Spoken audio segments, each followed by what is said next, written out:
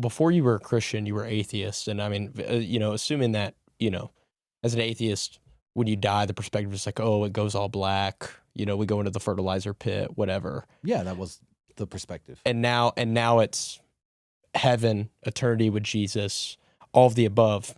On a scale of 1 to 10, 10 being absolutely certain, 1 being not certain at all, how confident are you that you'd go to heaven if you died right now? I don't think it's my place to give a number, which sounds like a cop-out, but I'm doing my absolute best.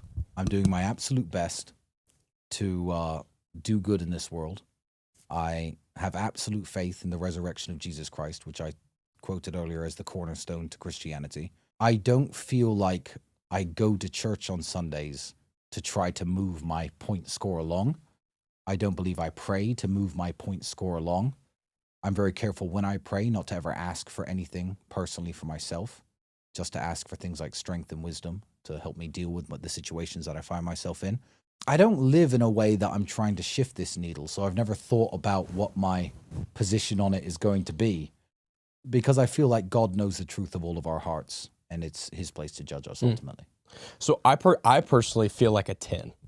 And but if I were to guess your number, I'd probably say 10 too. Okay. I'm talking about me.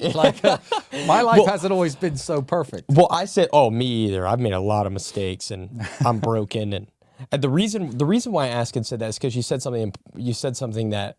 So I like to ask that question to everyone under the sun, whether we're in the street or whatever. And the typical answer is like, "Oh, I'm a 7. I'm a 7." Like, people always land at 7 or 6 or 8, and I'm like, why is that? And they go, well, I've just made mistakes, and whatever I've done wrong. And I noticed you saying like, I don't go to church because I'm trying to move the needle and things like that.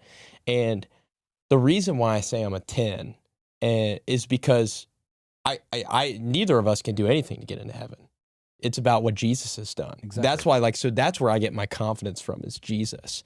And me doing good things are a byproduct of my love for him, like we talked about earlier. There's a cool analogy where it's, I don't know if you're a big sports guy, but not at all.